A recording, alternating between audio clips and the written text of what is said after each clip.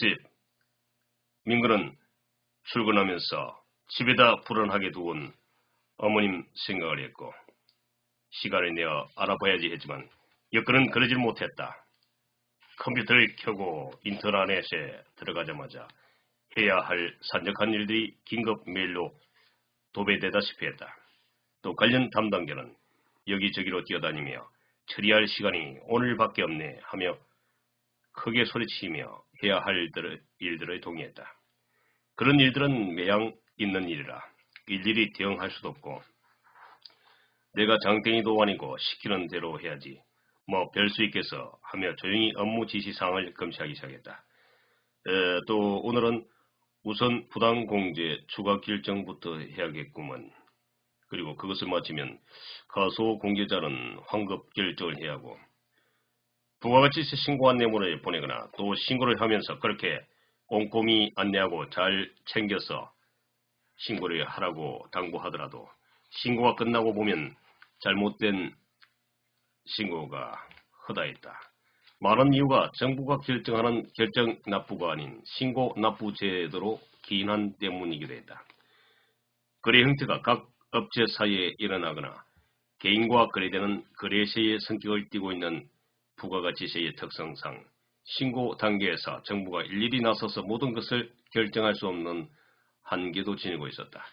민근은 부당공제자 결정을 하면서 실수를 했다. 이 양반은 실제 예정 고지는 겨우 20만 원인데 무슨 배짱으로 50만 원이나 공제를 해놨을까? 내용도 가지각색이었다. 20만 원의 고지 받고도 200만 원을 공제하는 사람이 있지 않나? 아니면 아예 예정 고지색이 없는 사람도 공제액으로 턱하니 수백만 원이나 기자여 실제보다 훨씬 적게 납부할 색으로 신고하는 경우가 허다했다. 기존에 적용해오던 3개월 단위인 개인사업자의 부가가치세 신고가 6개월 단위로 되면서부터 이런 웃지도 못할 일들이 자주 발생했다. 3개월째는 신고 대신 정기 대비 예정 고지세액을 고지하고 6개월 단위 신고 때 예정 고지세액을 공제하도록 하는 제도였다. 그리고 신고 체계가 완전 자율 신고이다 보니 사람들은 마구잡이로 신고를 해버리는 경우가 허다했다. 그래서 신고가 끝나면 부당 공제자를 가려내고 추가 징수할 수 있도록 전산 시스템이 작동되어 통보되어 왔다. 이럴 경우 가산세도 추가로 물어야 하므로 세금이 고지되어 나오고 나면 시비를 가려달라며 따지고 드는 민원들로 사무실이 시끄러워지기도 한다. 민근은 오류 공제자 명단으로 전산 통보된 숫자를 확인해 보니 무려 300명이 넘었다. 하루 종일 꼬박 전산 처리에도 빠듯할 지경이었다. 오전 내내 전산 입력을 해가며 점심시간이 되어 가자 은근히 걱정이 되었다. 오늘도 점심을 굶을 어머니 생각을 하자 가슴이 아파왔다. 이전처럼 건강할 땐 식사 하나 철저히 챙겨가며 건강을 지켜오던 어머니였다. 혹시나 하고 경비실로 전화를 걸었다. 안녕하세요. 206호 박민근입니다.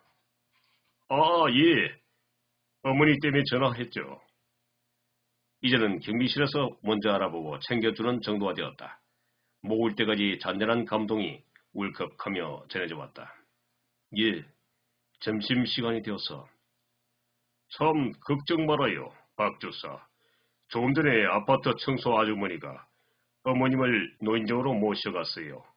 그곳에서 맞벌이 때문에 밥을 못 챙겨 드시는 할머니들끼리 몇 분 모여 식사를 직접 해서 드시거든요. 걱정 안 해도 될 거예요. 아저씨 고맙습니다. 원 별 말씀을요. 다 박주사가 평소에 우리 같은 사람들한테 신경을 쓰고 하니 그렇죠. 정 부담되면 다음에 노인정에 쌀 한 자루라도 기부하시죠. 허허. 민근은 그러저하며 조용히 전화를 끊고 이번에는 병원으로 연락을 해봐야지 하고 수첩을 뒤지기 시작했다. 이번 일에 대비해서 집에서 가까운 곳으로 두어 군데 요양병원 연락처를 적어놨었다. 병원에 일단 한번 모시고 와보시죠. 안 그러면 선생님이 우선 병원에 방문하셨다 시설들을 둘러보고 판단하시던가요. 아무튼 어느 병원이나 알아보시면 되겠지만 비슷할 거예요. 대원과 전화로 상담하다 보니 두 군데 다 비슷한 내용이었다. 민근은 다음에 들릴 거라고 하며 전화를 끊었다. 병원 시설도 문제지만 우선 병원비가 얼마나 될지도 궁금한 상황이었다. 민근은 자신의 입장도 생각해봤다.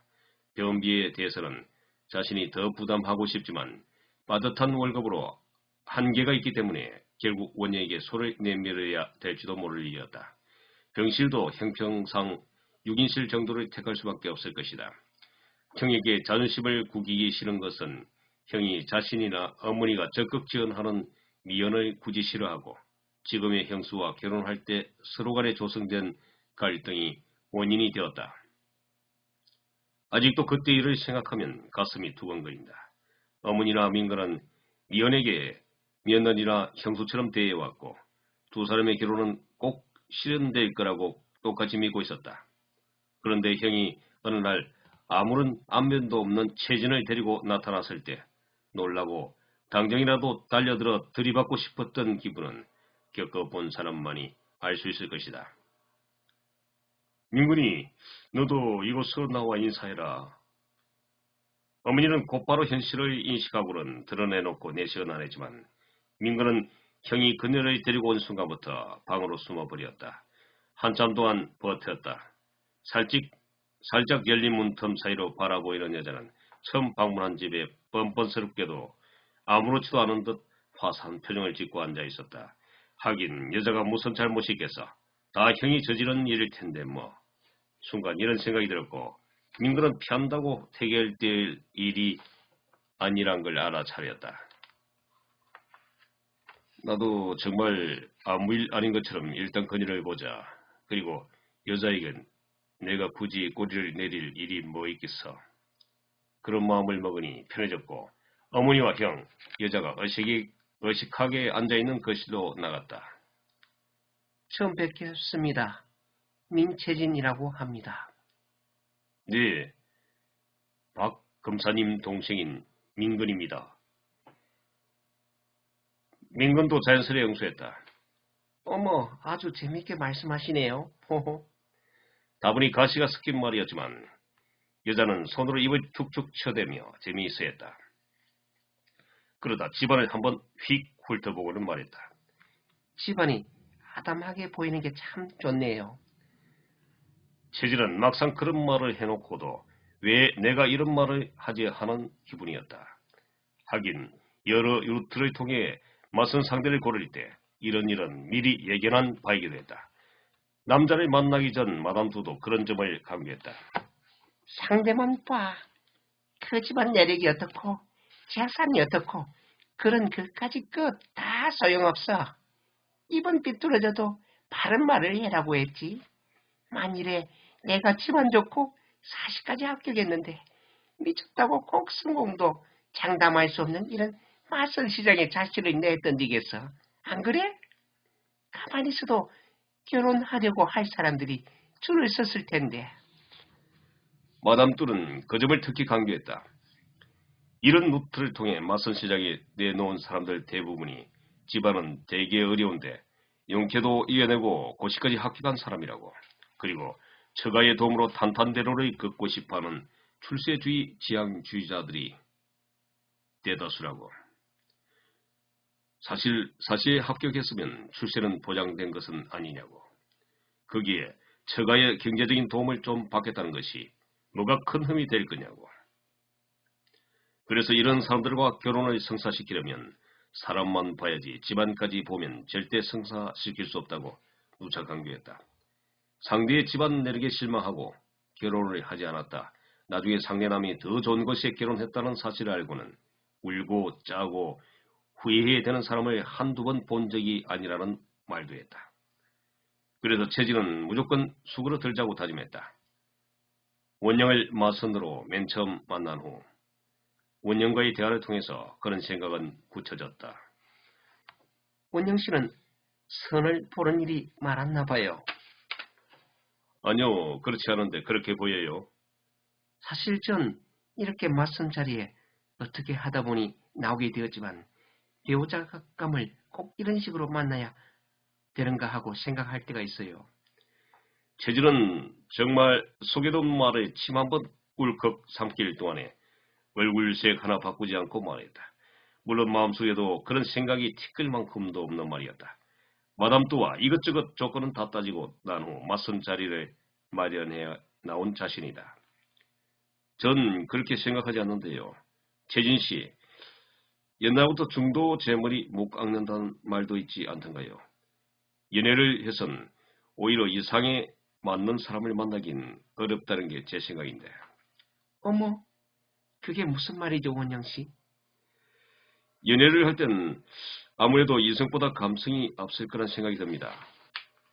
물론 맨 처음 만났을 때 받는 느낌이랄까, 시각지로 와닿는 느낌에 신경을 쓰다 보니 정작 자신에 맞는 현실적인 조건과는 관계없이 이성적인 판단은 배제된 채 가까워지는 경우가 많은 것 같습니다. 그렇게 말씀하시는 걸 보면 연애를 많이 해보셨나 봐요, 원영 씨. 아닙니다. 이를테면 제 생각이 그렇다는 겁니다. 네, 오늘은 여기까지입니다. 올해도 수고하셨습니다. 내용이 좋다면 좋아요와 구독을 부탁드립니다. 네, 다음을 기대해 주십시오. 좋은 하루 되세요.